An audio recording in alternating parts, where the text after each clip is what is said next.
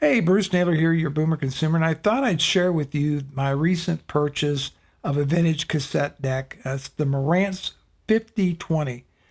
Why buy a cassette deck in 2023, especially one that's going on close to 50 years old? And for me, it's a lot of nostalgia.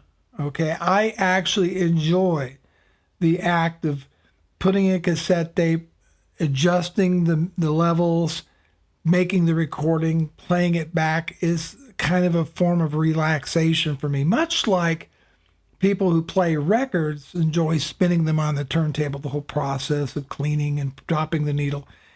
I get just as much pleasure out of recording a cassette. Now, why am I choosing Marantz over other brands from back in the day? And that's because I have a vintage Marantz 2230 receiver. So I wanted to find something that matched the overall build and appearance of that receiver. And this happened to be one of the few choices out there. But these are pretty hard to find, pretty rare. You can find a lot of Marantz receivers for sale, but not as many vintage cassette decks that would match. So this will be part of my collection once I am done servicing this unit. Speaking of servicing, these are generally used almost entirely discrete components, and it is a mechanical device in operation, so you don't have the touch controls and the microprocessors to deal with that you would on newer cassette decks. Now, word about buying stuff off of eBay. This one in particular was advertised, appears to be working, may need to be cleaned up and serviced.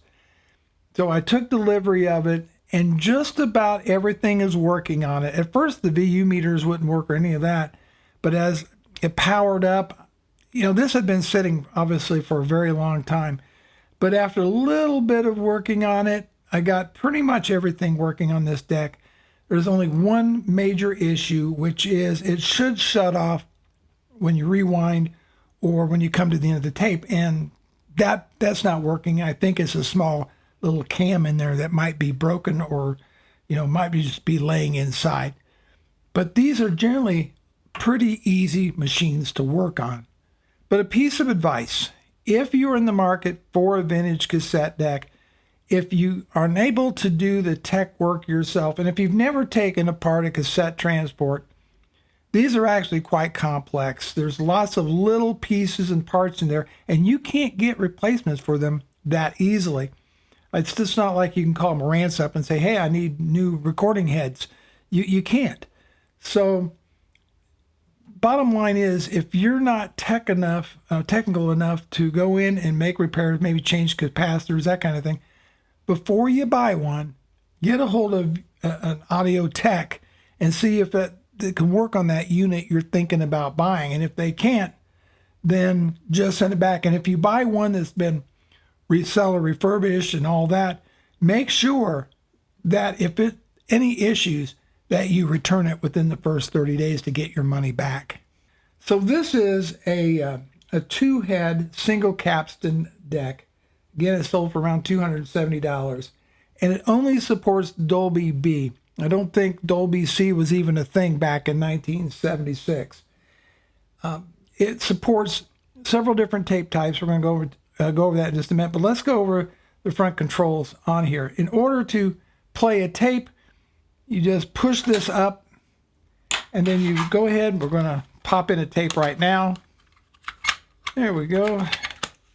And it's a front-loading deck, so you put the tape in there, push it down, and now it's in.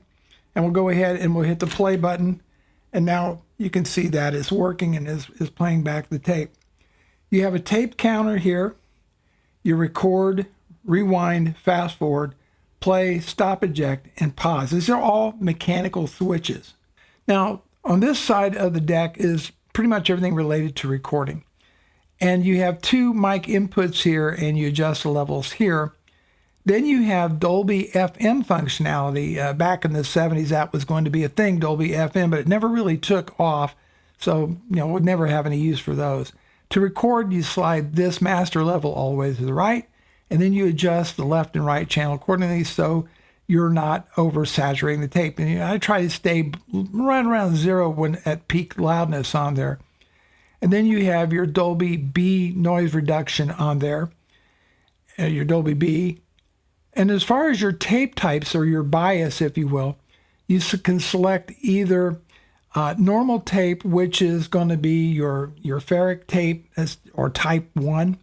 Then it supports chrome tape, or type 2, which is basically a ferric tape with chromium dioxide added to it.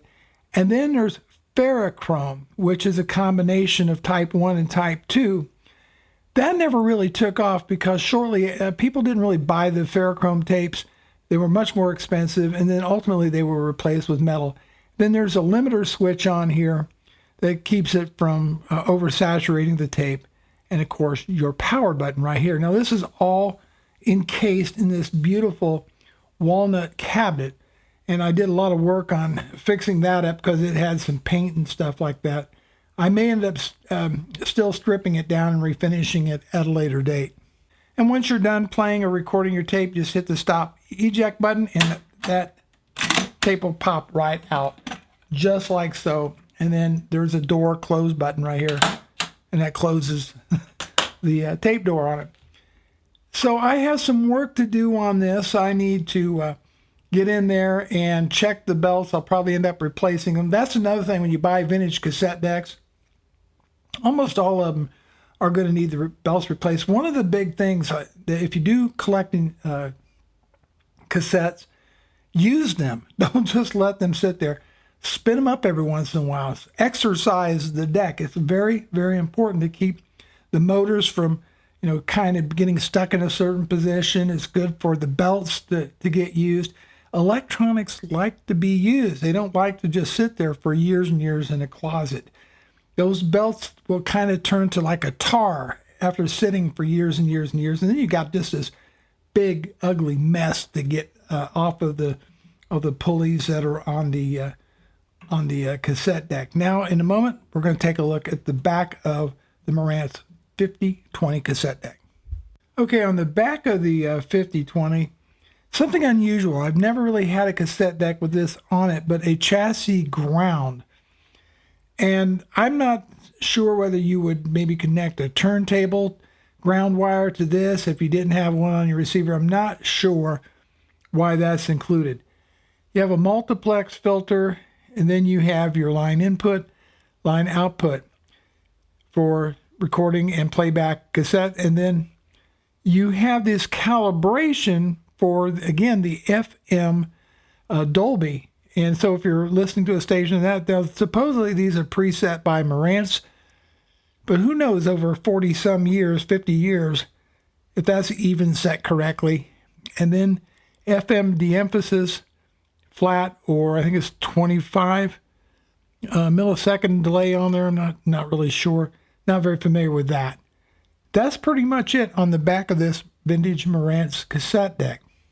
So I just want to wrap this up. And the pros and cons of this cassette deck, I just think it's a beautiful deck. I love the large VU meters. I love the fact that it matches up with my Marantz 2230. It's going to be useful for recording certain albums, especially jazz, that kind of thing back in the day. I think it'll be useful for that purpose. The cons are, well, I have that where it doesn't disengage the transport when it's done rewinding or playing a tape, so I've got to get into that. It's going to need to have some service work on it, so it's not been restored. And the lack of spare parts. If you're going to run into that with just about any piece of vintage audio gear, cosmetic pieces like buttons, that kind of thing, tough to find replacements for. But as far as the electronics like capacitors, transistors, diodes, that kind of thing, pretty easy to find replacements for on those. As well as you can still get belts for them, but you can't get things like motors and heads. If the heads are shot and the motors are shot, well, you might be able to rebuild the motor, but heads are going to be a different story. That's just what you're going to run into. Is this part of the fun of vintage audio gear. And this is the Marantz 5020 stereo cassette deck. Thanks so much for watching. I'll see you in the next video.